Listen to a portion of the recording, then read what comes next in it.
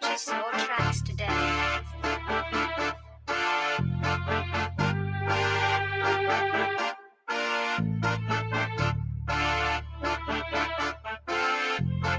Verno, you spazzing.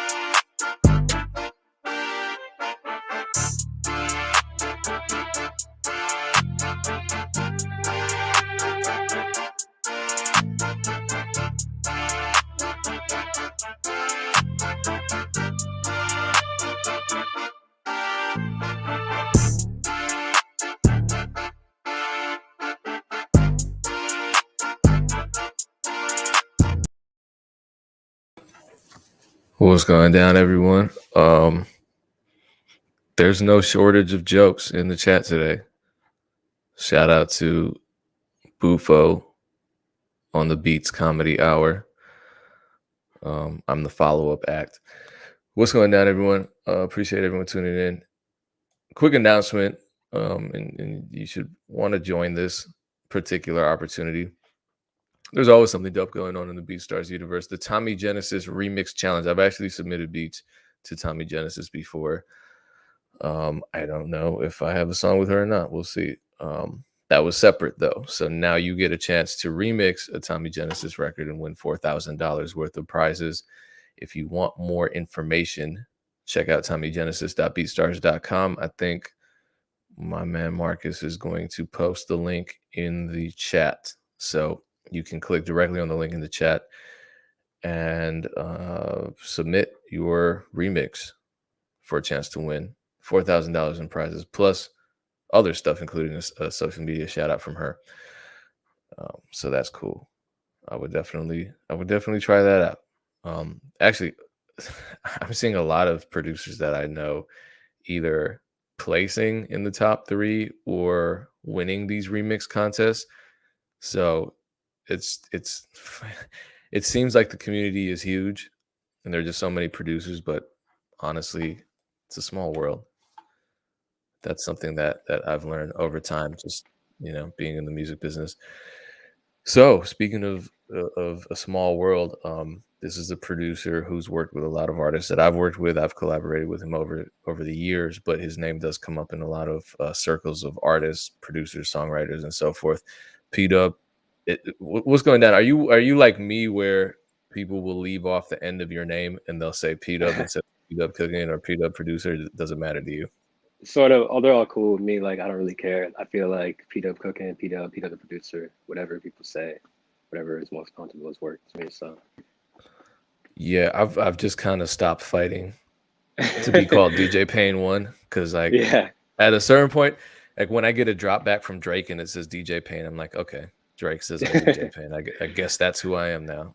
yeah. It's funny, like especially like in the Spotify credits, I noticed like there's probably like 5 different versions of like my producer name. So it's like could be a mistake, I guess, but I don't really care. So Yeah, I mean, as long as it all points back to you. So how's life? I always love the decor and the interior design in whatever living spaces you have. You been in the same spot for a while? Sort of, yeah. So I'm in Chicago currently. But I was in Miami for a bit too. So this is the same Chicago space I've been in. So in the past couple Because of there years. was some space that was just massive, and it was always, coincidentally enough, if we're gonna go with the PDub Cooking moniker, it was you and another gentleman, and you were constantly making beats in this kitchen space. Yeah. That wasn't in Chicago. That was in Miami. But Okay, yeah, that I looked do very like making Miami. beats in the kitchen. I don't know. I feel like that's kind of where everyone ends up chilling anyway. Like speakers in there and just get ideas going. You also had a really nice kitchen. It was spacious and probably acoustically pretty good. So I guess I'd make beats in the kitchen if that were the case. So let's start from the beginning. This is actually the first live conversation we've ever had, which is crazy because I think on and off we've been communicating for maybe 4 years. Yeah. When did music become a part of your life? I imagine this was something that was in the makings for a while. Yeah, so I guess I started playing music when I was really little. I was about 4 years old, and my parents started me out on violin because they saw like a group playing at the state fair in Illinois, where I lived, and so they just kind of that's the age where the parents are just trying different things, seeing what sticks, and I just really liked it, and ended up never quitting. So I started playing violin when I was really little, and then did that in school, went to college for it, and I guess I started making beats for fun in high school, um, and then started taking it more seriously when I was in college. But yeah, I started music really early. So your parents weren't musical at all? No, not at all. Huh. They started playing violin and cello when I started violin, so it's kind of like a family learning experience. But they quit after a couple of years. But Yeah, you know what? My mother did the same thing when she put me in piano. She kind of started playing, and she always had what the piano teachers call the spider fingers, and then Oh, yeah. I was excited though because it was just something cool that we could do together, and then she stopped. So Mhm. there we go. Um, That's dope. anyway, so that's a long time then. How many at this point in time? How many instruments do you play? So violin's probably my strongest instrument, and I play a little bit of piano. We had to like, be proficient in our college courses. We had to learn a little bit, so happy for that. But play a little bit of viola, which is pretty similar to violin.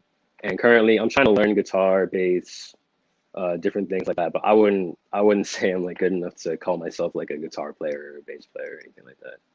So, so probably like So, three instruments that I know how to play. okay, so you would say violin, piano, and And bass, viola. and viola, but you can Yeah. also pick up a guitar and okay, Yeah, I you're can being I can modest. like I can figure out the notes, you know what I mean? Like just because of the musical background. But like if you told me to like play this song guitar right now, like it'd probably take me a minute to like figure out how to do it. But like once you know what I mean, once you know a little bit of theory or know your way around the scale, like you can figure stuff out on instruments. It just I can't really like play it. Okay. How is playing an instrument different from making an entire beat? That's a good question. Um, I'd say with violin. It's one thing I think that made me gravitate towards making beats was with violin, like you can practice for a whole day and like feel really good about what you're playing and like there's a lot of precision that goes into it. And if you mess stuff up in the moment on stage, like you don't get a second chance to do it. But with making beats, if you create a fire loop or like make a dope beat, you can hit save and it sounds like that forever. You know what I mean? Um, so that's one aspect I really do like about it because with violin, one day you might sound awesome and then, the next day you sound like shit. And there's nothing you can really do about it. It's very inconsistent kind of how it goes. So probably say that's the biggest difference. But Violin is a challenging instrument too because tonally it's so like when you start getting into those high registers, it's really a sensitive instrument. Everything's smaller. I mean, I played cello for a while, and I feel like the oh cello yeah. is more forgiving than a Mhm. violin or a viola. Yeah, the spacing's like really close together with the fingers. So it's a little weird because there's no frets or anything. So like it's easy to sound like shit. It's hard to play in tune. But Yeah, yeah. yeah, yeah. And I've heard it. So I respect anyone who can because when a violin or a viola or any instrument at that high of a register is off, there's Yeah, something about that particular frequency that just is ear splitting. So yeah, for sure. I No feel doubt. what you're saying, and I don't envy the position of violin players. So you went to school for music and you enjoyed that experience. Yeah, I went to a music conservatory in Boston called New England Conservatory for my undergrad. And I mean, my focus was mostly classical music because I play violin and that was kind of like the vibe of the school. And yeah, I enjoyed it mostly because um, you're doing stuff you like every day. Like all the curriculum is kind of around music. So like me Mm. personally, I mean, I was all right in school, but like growing up in the science class and math class, I like instantly knew like if I had to do more of that shit, like it was not gonna work out. So it was nice being in an environment where like you didn't have the pressure to like do a lot of other things than what you were interested in. So that was cool. Did you go forward into graduate school then too? Because you kind of mentioned undergrad, and usually that Yeah, indicates something. yeah. So I did a gap year after undergrad, and then I did my master's in violin performance also at University of Michigan for 2 years. Um, So having I got a master's in something that has nothing to do with music, but having a mhm. master's in something that does have to do with music, what kinds of opportunities does that get you? That's a good question. I feel like for classical music specifically, it's might be different than other music genres, but I mean, any degree in classical music doesn't necessarily mean a lot because everything is based on, your performance and like how well you play. Every most jobs are audition based, so like it's if you go to like audition for orchestra or something, like you're gonna play an audition behind a screen. You know what I mean? So they don't care where you went to school or you know, anything else. They just care about how well you play and how well you fit into the group. The one thing I guess like a master's and maybe a doctorate is good for is if you want to teach at a university, or like a conservatory. Most places require you to have like a master's at least. But then again, if you have an illustrious career, they're gonna hire you anyway. So I don't know. Yeah, well, this is actually Miles got beats criticizing my rough question. He makes a good point though. Mhm. Were there some good networking opportunities, given that you were around so many other aspiring professionals and established professionals? That yeah, honestly, that's probably the most I got out of school. Just being around a lot of other musicians who, you know, for better or worse, you're gonna see for the next 50 years in your career. So yeah, like, you know, in school you don't really think about it like that. It's just kind of like, oh, these are my friends, these are people I like, you know, are in class with. But then like the older I get, I'm realizing, you know, like people get positions here or there, and you're gonna like be encountering these people as long as you're doing what you're doing. So yeah, no, it's definitely a leg up on meeting people in your field. We were right down the street from Berkeley, Mm. so you know, especially over there too, for like the industry we're in. A lot of my friends that I made there, you know, they're all doing things in the industry, and people who went there like have all been interacting since they're in school. So I'd say, yeah, it's definitely a leg up if you're you know, trying to meet artists early, or trying to meet engineers or managers and artists. A lot of people are going to do that type of stuff. Say somebody who plays one or more musical instruments wants to get into making beats. What advice would you give them? Um, I mean, I just say download a DAW, go on YouTube, research, you know, how to make beats. There's so much information on YouTube nowadays that, you know, if you want to get into it, you can get into it. That's how I got started. I was at a violin competition when I was in high school, and I just saw a guy making beats on the bus, and I asked him, you know, like, what are you doing? How do you do that? And he gave me some references. And funny thing, actually, so the first DAW I actually started using was Sony Acid Pro. Oh And I man. remember when I was trying to figure out how to do it, your videos were some of the first that came up. So I got introduced to your YouTube channel videos like super early on. Um, but yeah, you know, just get a DAW, look up some YouTube videos, and just learn like that. Okay, then let me reverse that question a little bit. Somebody who makes beats but doesn't play an instrument wants to step up their musicality. What advice could you give them? Hmm. Um, I'd say same thing. You know, YouTube has a lot of information. Try to learn.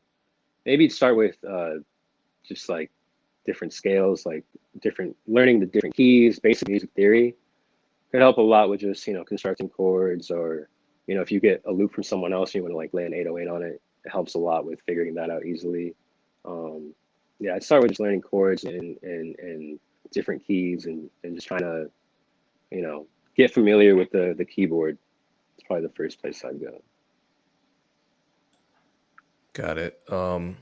So given that you're a professional violinist, uh, that got you a unique and pretty amazing opportunity. You actually played on the Lion King soundtrack. Oh yeah, yeah, that was crazy. Yeah, tell Yeah, me so about that. there's an ensemble that I play with every once in a while called the Matt Jones Orchestra, which is based in Chicago, and uh, the guy who runs it, his name is Matt Jones, and he's a string arranger. So he arranges string parts and composes string parts for different artists, and you know, mostly uh, like gospel, pop, R&B vibes. But through him, there's a connection to Hans Zimmer, who wrote the Lion King soundtrack, and I guess Han saw a video of an ensemble I was playing with Matt called the Recollective Orchestra, and wanted us to join the sessions for the Lion King. So we got to sit in and plan the soundtrack, and it was a really crazy experience, like getting to play on something so big, you know. So that was super fun. Yeah, what was that like? I mean, because you were in the ensemble playing, but that must have been different given that they were recording you.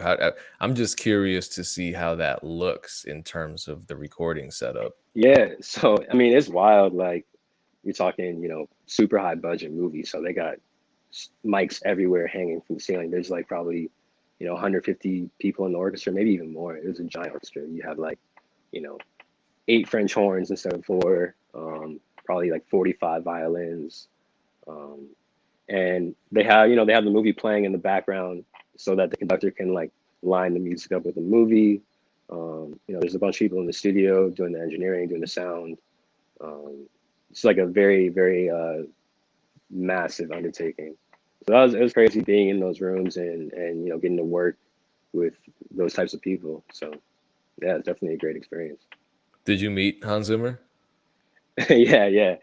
He's such a Wow. nice guy. I mean, he doesn't remember who I am, but he's super nice. He interacted with us like we were regular people. He wasn't stuffy at all, and just like the most caring guy.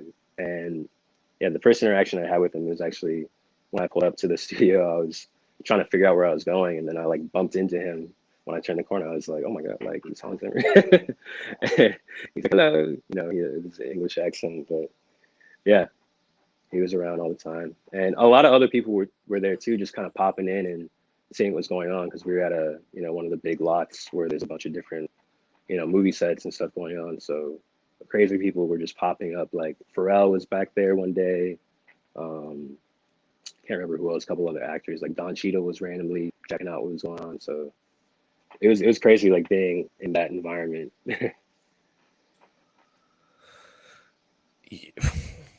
That's an experience to say the least. Okay, so let's zoom out a little bit. How long has music been a full-time job for you? That's a good question. Trying to think. So I think I started making enough money to like support myself during my last year of college. Um, and when I got out and did the gap year was meant to be so I could get a better scholarship opportunity when I applied to grad school, being self-sustained. But then my path kind of like changed a little bit. But so probably, I think like 6 years. I think it's been my full-time job. Um, but that's mostly with beat sales and stuff like that. Like I've been doing violin gigs for a longer time, but I'd say like with beats and selling online through BeatStars and stuff, probably 6 years. It's been my main source of income.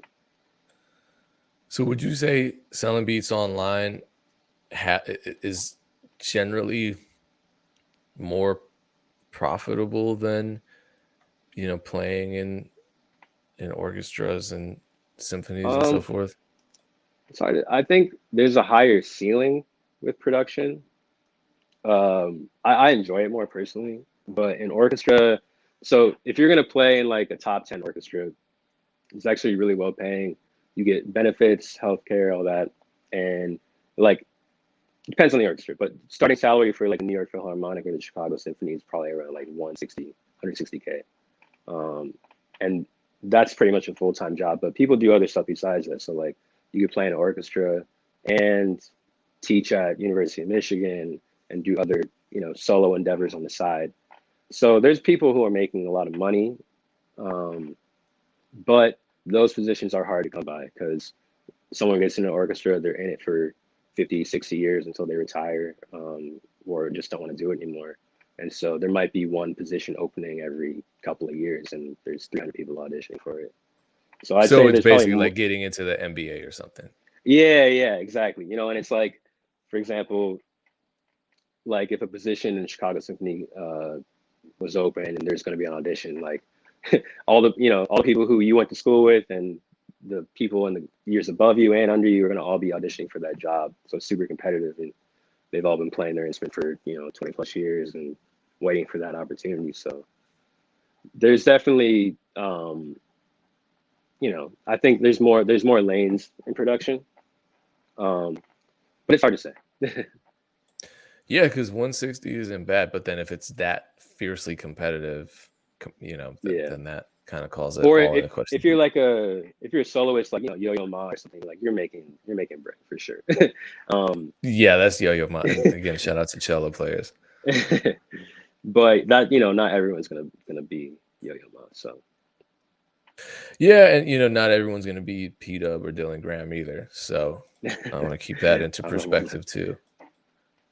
Well, I think it's I know you're being modest, but I think it is a major accomplishment, um, and one that can't be minimized, just to be in this space and making a living doing it, regardless of whether that's making $35,000 a year or $250,000 a year selling beats online. That it's amazing just to be in that space, because this space didn't exist 20 years ago. You know what I mean? facts, yeah. And there's no blueprint for it. We don't go to school for it.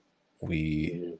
we don't, there's people will sell you guidebooks on how to become rich overnight and buy a hot green Lamborghini and all that, but that's not that doesn't turn you into a business person.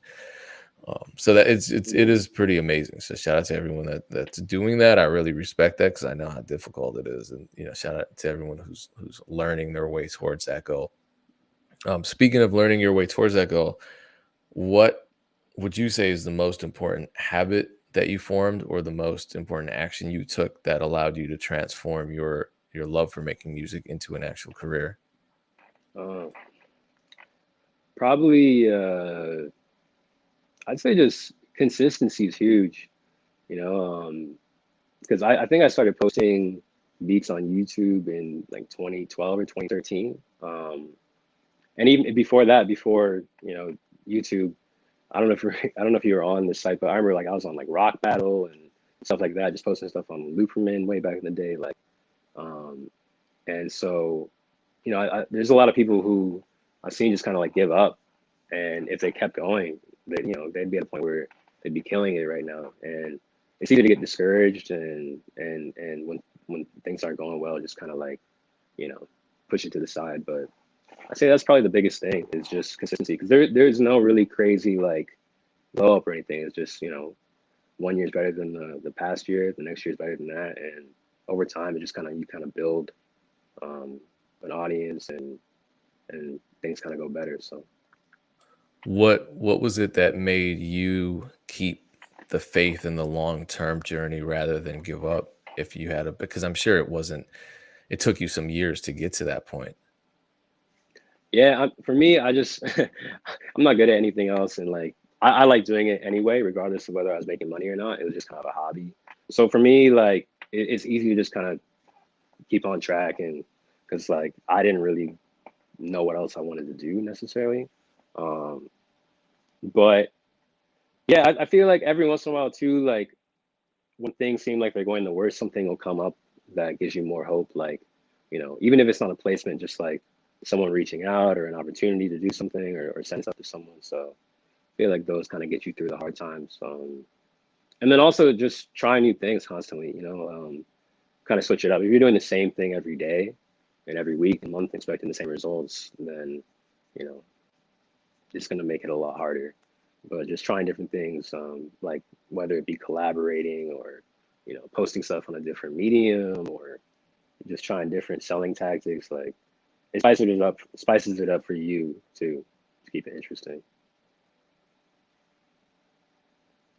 Yeah, how long would you say it did take you from when you first started selling beats online, taking it seriously, to when Hmm. you suddenly became sustainable?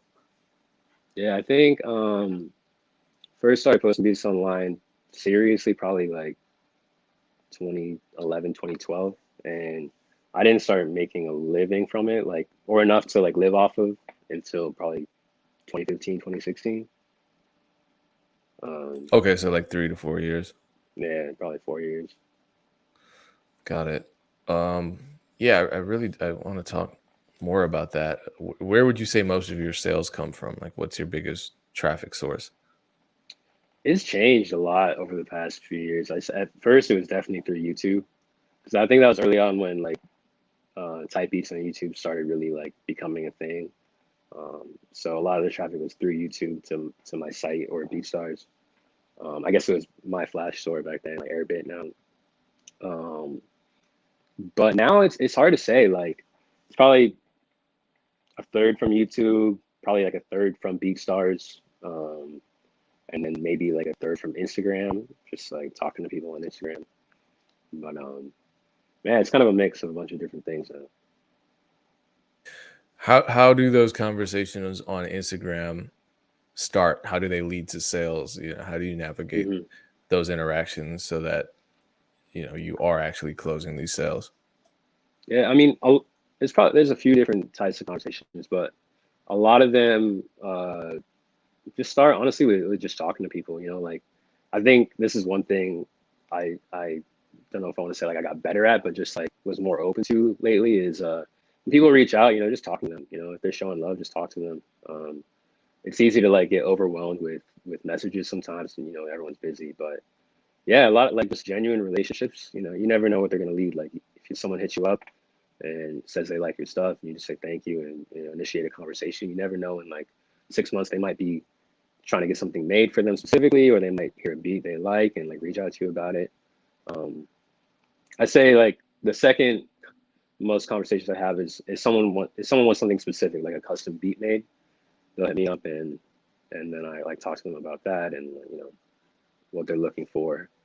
But yeah, I say just the more people you talk to, the more contacts you have, the more likely people are going to shop with you. So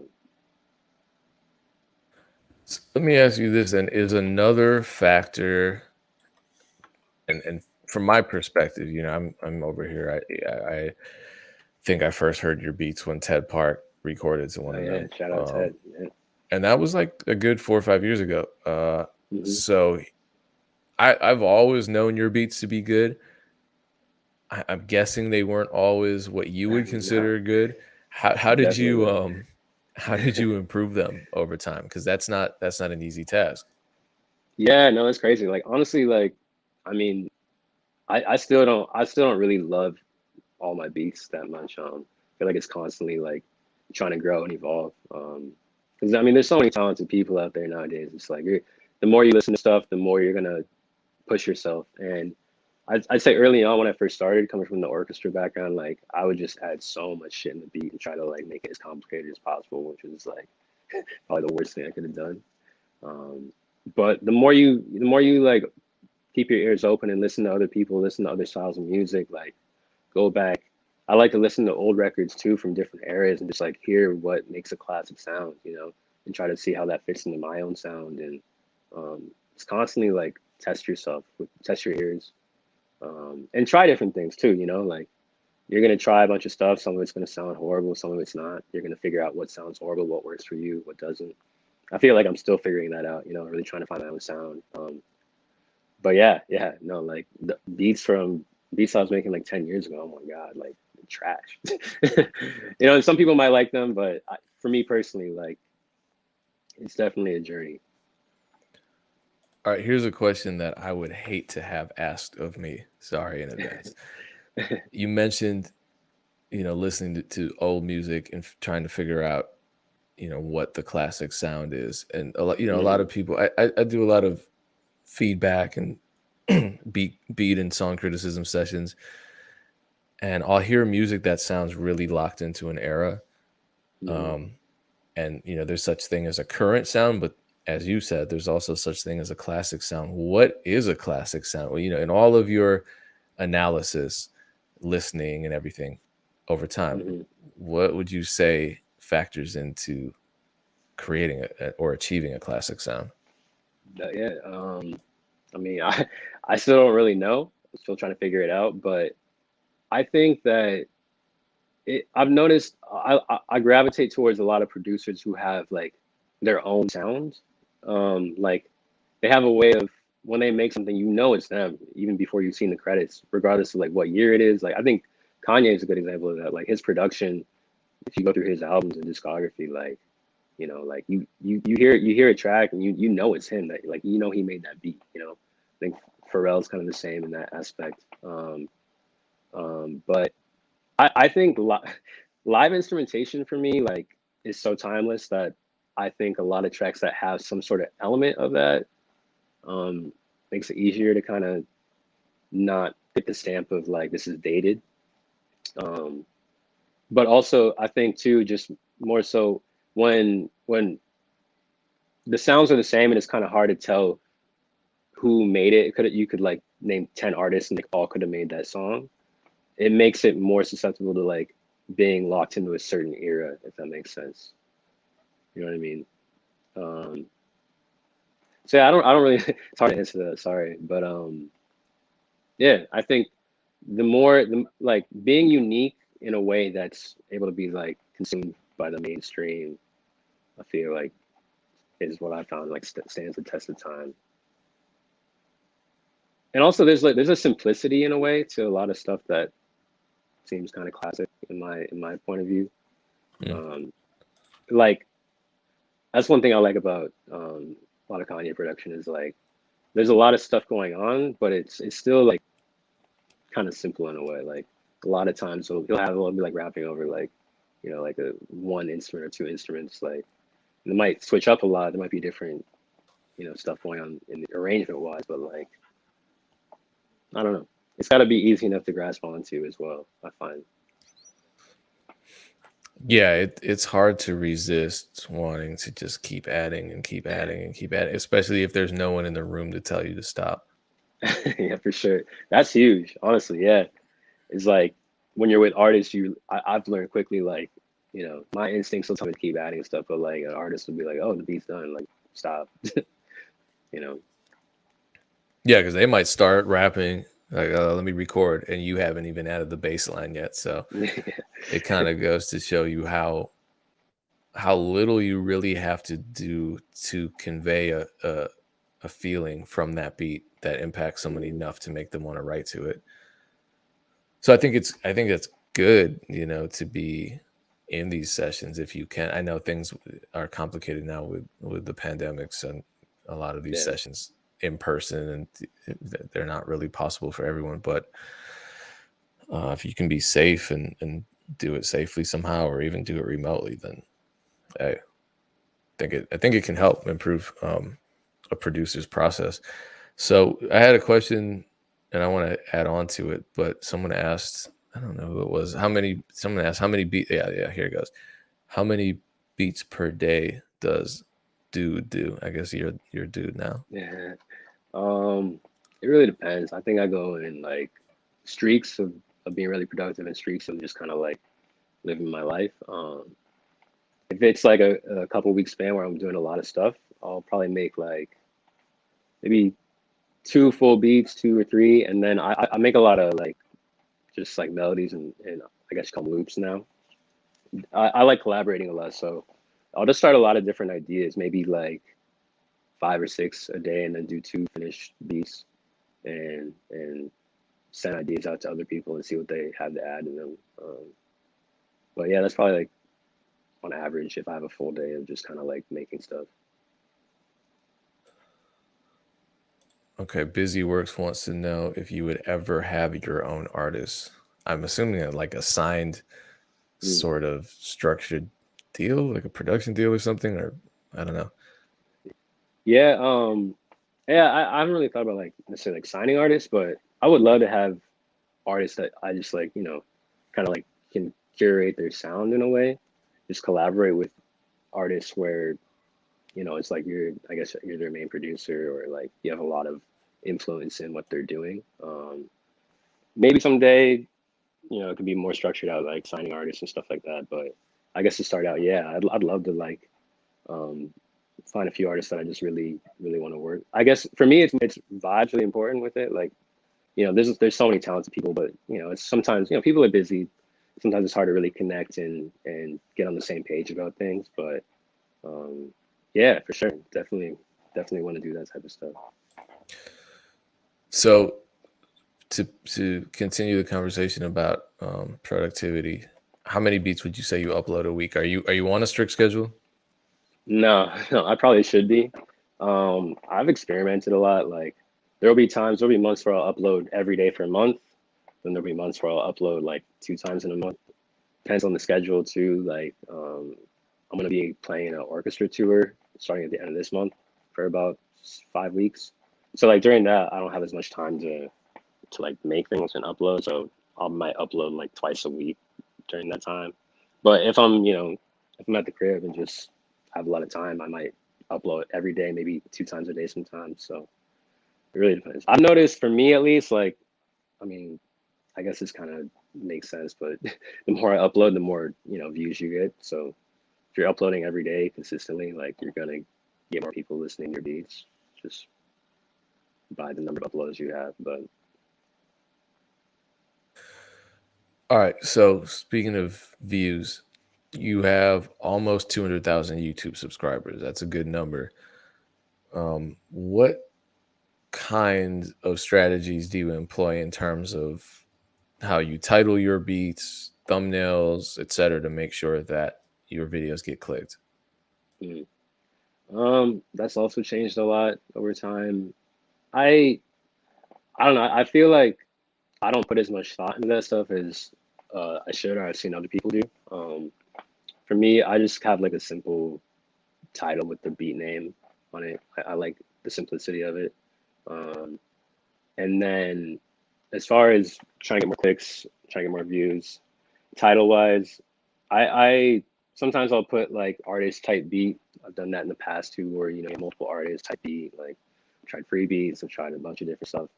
Um, I started doing just like I make a lot of R&B stuff, so I started putting like R&B instrumental, super basic. I kind of like doing that. Um, Maybe like not necessarily putting the beat in like a when someone's writing to it, maybe not like putting in a box for them of like who could go on it. But I've tried a bunch of different stuff. I feel like personally, I think I've noticed that if I do something simple like R&B instrumental or R&B type beat, um, maybe I don't know what the SEO and stuff with like that is with those, but I've noticed more people gravitate towards those in a way. Um, Okay, so you're not even necessarily checking the keywords to see rankings and all that. You're just no, I used to, but I didn't. I just didn't. I don't know. I didn't notice enough of a difference when I was like doing it, and so I kind of just go with how I'm feeling, I guess. have you noticed changes in engagement and views over the past couple years on your YouTube channel? Oh yeah, for sure, for sure.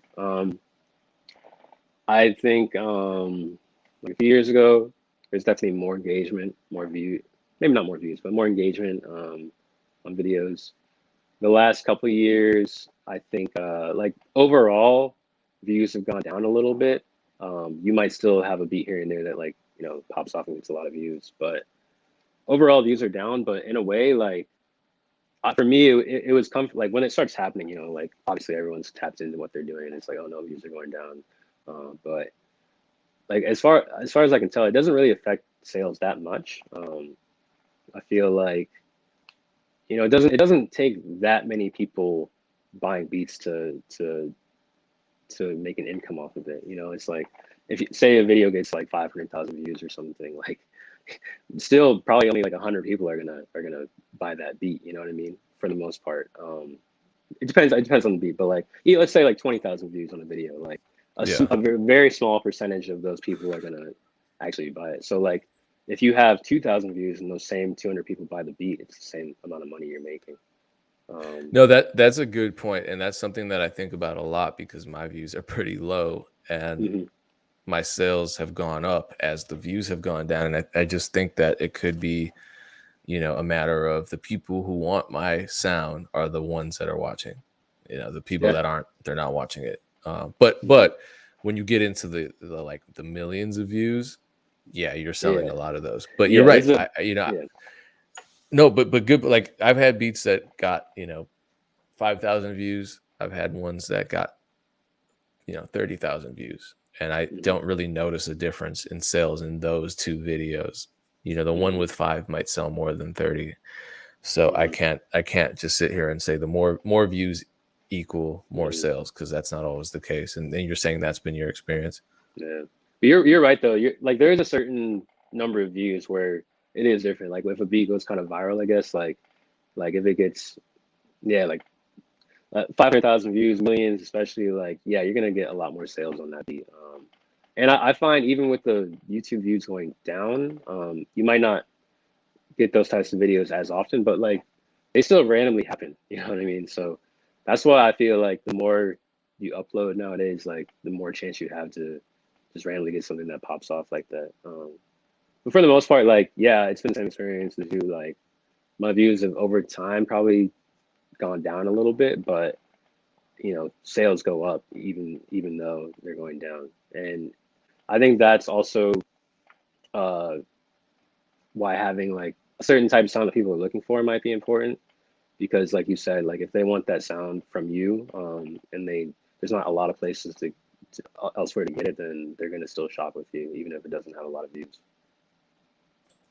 Yeah, I don't know that views are the factor. Like if Mhm. if a rapper wants a certain beat, Mhm. they're not gonna say, this one only has 1,200 views. I don't want this one. That it might be the opposite effect. I don't know. Yeah. Um, do you use any paid marketing to promote your beats I haven't, honestly. I haven't used any paid marketing. I've used ever? Facebook ads. I've used it Okay. sometimes for like if I'm promoting like a video of like, I'm trying to think, like maybe like a not necessarily like a beat, but like a video on Instagram or something that I'm trying to promote for like a song coming out or something like that. But I've never really used it for beats. No. Okay. Do you use email marketing? I used to in the past. I want to get back into it more. It's something I think I should definitely be doing more, but I haven't done much of it. For me personally, like I don't think I found a way to do it where like I don't know, I don't feel like I'm like annoying people. But I've heard a lot of people say it works, so I want to definitely try it again. Yeah, it works. But Do it. okay, no. BeatStars makes it easy with the integrations. Yeah. So I mean, are you reaching out to artists, or is it really just a matter of people coming to you because of your consistency and the momentum that you've created over the last 6+ years? It's a little bit of both. The way I reach out to artists is mostly if I'm just like I want to work with them, and sometimes that turns into sales. Um, sometimes yeah, sometimes even what I used to do, like I was working with some local artists where I was from, and I was trying to get features for them, and you hit people up asking for features, and you're offering to pay up front, and a lot of times when they hear the beat, they just want to work in general, and they end up paying you for beats. So that's definitely happened. So a lot of reaching out to people, but then also to like just from the YouTube channel and things like that, people have reached out and asked for production. I'd say also like using like TikTok, Instagram has helped a lot with people finding my beats. Just making videos of like cooking up different different things gets a lot of eyes in my direction. So So for you, is there an SEO strategy for all that, or is it just you're making good content that people like, and that is what brings eyes and yeah, ears over to you? it was kind of just like I wanted to just try something different and put different types of things out than I had done before, and people just kind of like naturally found it. I wasn't really like doing a lot of SEO stuff, but Yeah, because the videos look. I mean, are you're filming them with some kind of nice camera, and the lighting is um, good, and the sound is good? the one in the kitchen, yeah, that was a camera we used, but most of them I just film on my iPhone, just like set it up in my place and chop it together in iMovie. Um, but I do think like people, it's funny. I feel like even the same beat, if you just post it online, when people see you kind of like making it and see you as a person, like a real person doing it, they almost like it more and are more likely to go buy it, because I don't know, it's like they see the time that was put into it or something like that, but they hear it differently with those types of visuals for sure. I've noticed. Yeah, personalizes it. Mhm. Um, so, and you're one of those people whose brand is definitely connected to themselves as a human. In other words, we're seeing your face, we're seeing you play instrumentation, we're seeing you make the beats in the studio. It's not a mystery, Mhm. and maybe that allows people to feel more connected to the music. Mhm. Yeah, maybe so. In terms of just selling beats online in general, in your experience, what would you say is the most powerful marketing tool out of all the ones that you use? Hmm. Let me think about this real quick. Um, Honestly, I'd say like the most noticeable thing I've done is probably making videos of me like making things.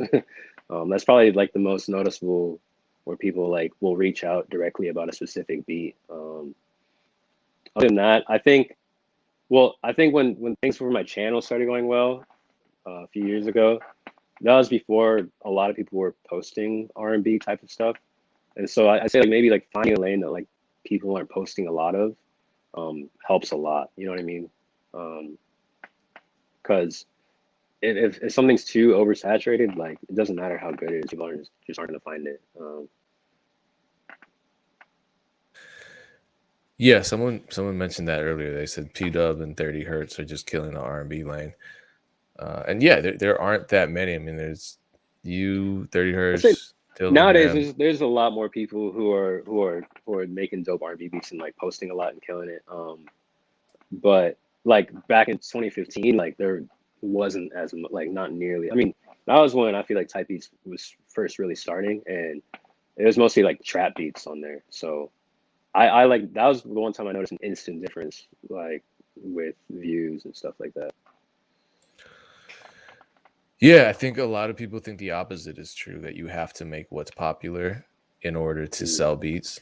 And you're saying it's the opposite of that because you're going to get lost if you try to chase what's popular. hmm In my experience, that's the case. 'Cause like I said before, it does like it doesn't take that many people to buy things to for it to add up to income. You know what I mean?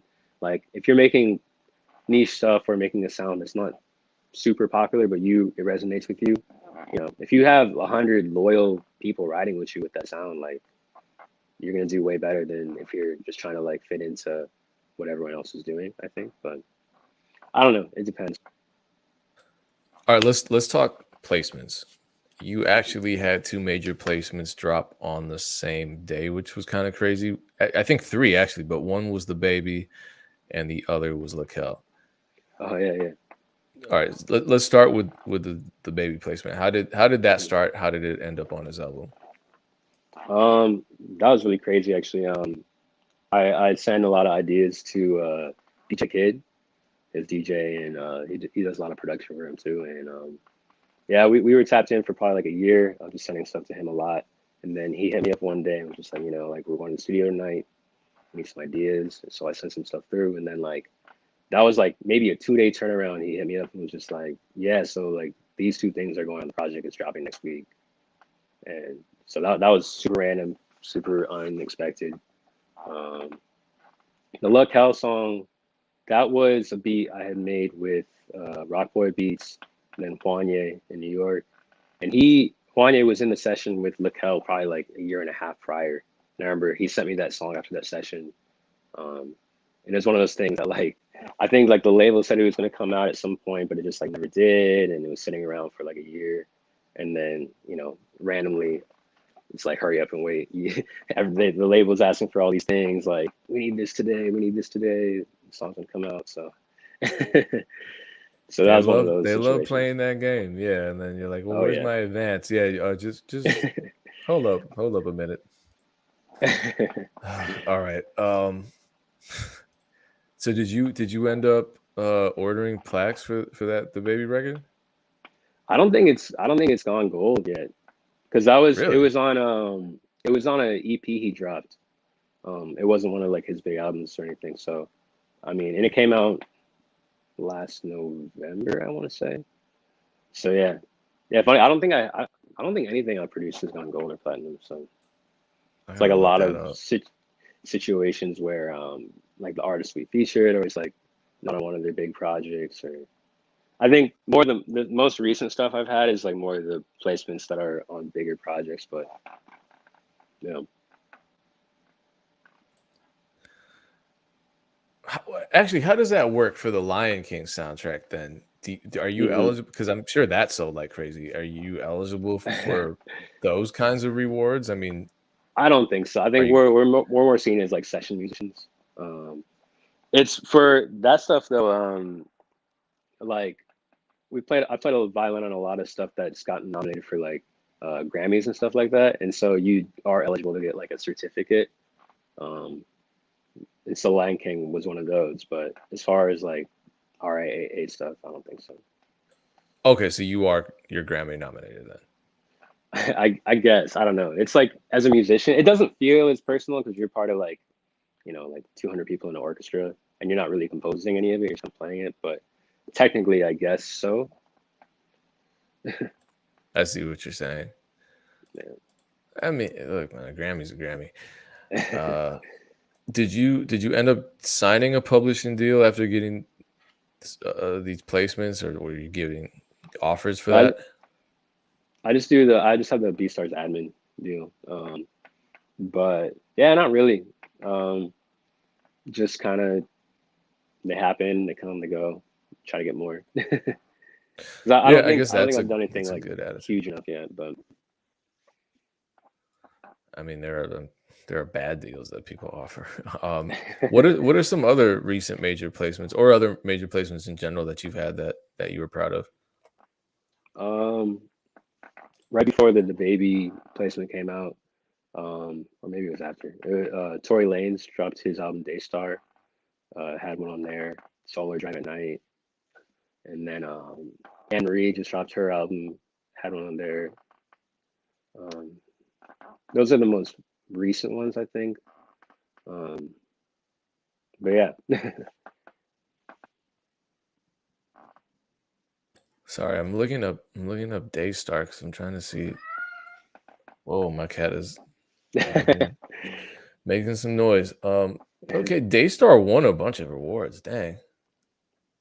oh for real? That's dope. Well, let me look at it. Hold on. Commercial performance. It was a top 10, so you could get the Billboard plaque for that.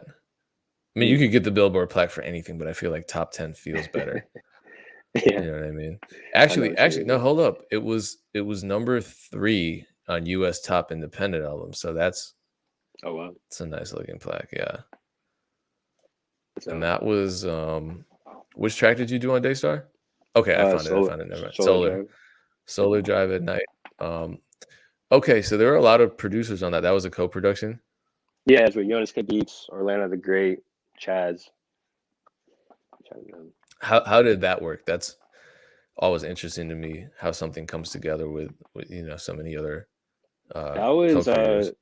another super last minute thing. I feel like everything for and my experience has been kind of like that, where that was a beat that me and Jonas made probably like 3 years prior, and it was just on YouTube for a long time, And yeah, like we never sold it, and one day just got like a random DM, I think, and they were like, "Yeah, like we're finishing up this Tory album," and he recorded to it, and like, is it okay if we have it for the album?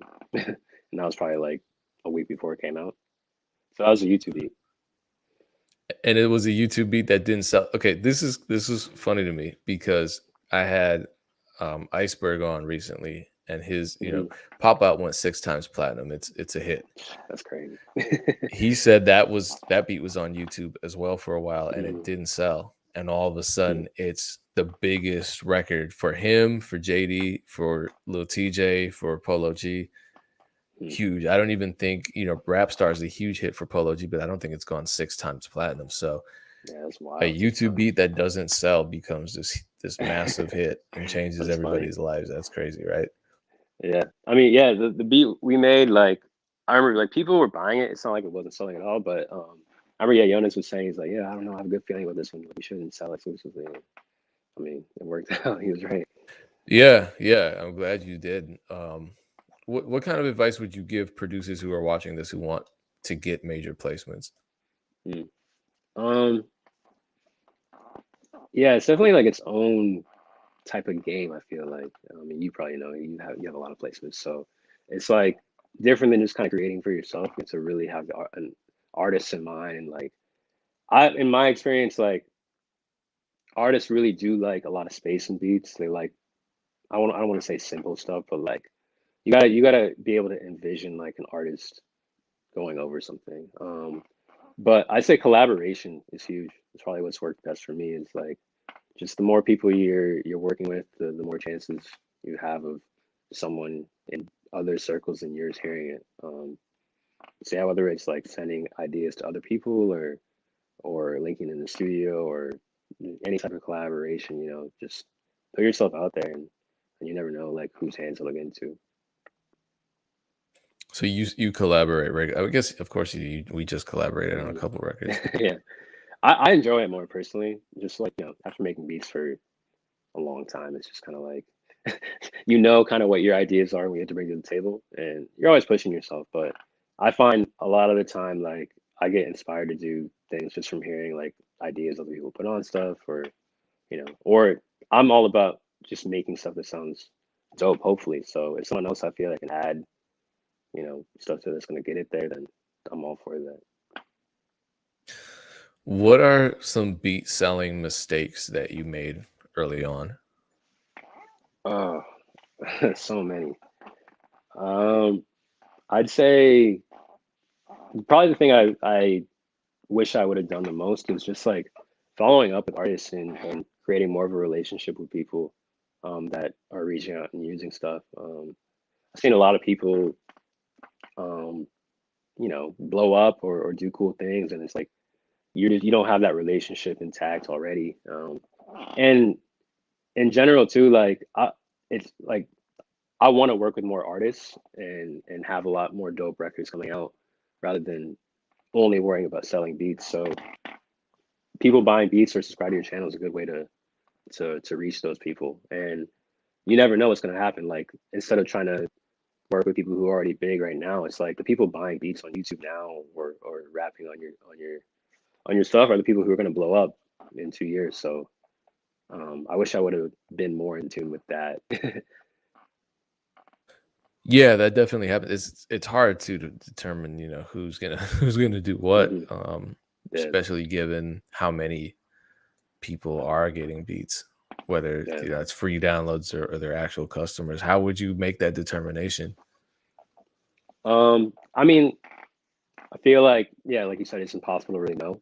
But I just trust my instinct. Like if I hear someone who I think is dope, like I want to try to like keep that connection with them. Like, I mean, the best example I can think of is I think it was Roddy Rich's like first music video he ever posted on his channel, but like he used my beat for that. And I remember seeing it like a couple months after it came out, just because like he had my producer name in it, so like I found it on YouTube, and I didn't know who he was at the time. He wasn't like it was like his first song or something. So I just initially I was like, this is dope, like it's a dope song. You just sing on it, and I wasn't thinking like, oh, I should reach out and just kind of work more or anything like that. And then a couple years later, when his tapes were dropping, I was like, oh, this name looks so familiar, like.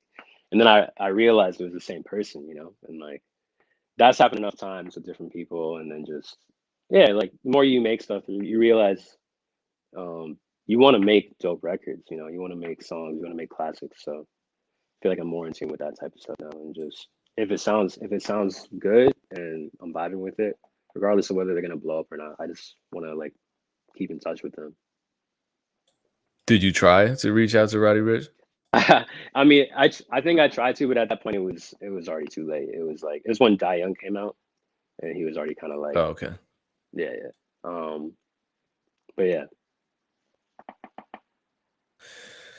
Have you? A bunch of people keep asking about BeatStars promo. Have you ever tried using BeatStars promo? I think I tried it once, but I don't really use it. I tried it once. It kind of I don't know if anyone bought anything. I don't know if it worked or not, but it's another thing I'll probably try doing more of in the future. But Yeah, I feel like with anything, it's just got to be something that you use mhm, often, yeah, just like with Facebook ads and stuff. Yeah, I think with everything, it's just and anything can work. AdWords works, Facebook ads works. You just have to do it the right way and over mhm. time. Um, okay, last question. I have other questions, but we're running out of time. So the last question: how do people check out your content? How do they follow you? How do they connect with you? Sure, you can follow me on Instagram at PDub Cooking. Um, I think my Twitter handle's the same, but I don't really use Twitter that much. My YouTube channel is PDub the Producer, and then I have a second channel I started where I kind of do more like cook up videos and stuff. It's PDub Cooking. But yeah, that's about it. Okay, well, I guess we can ask this one last question because hopefully it's a short answer. What do you, if anything, what do you put on your master channel when you're finished making a beat?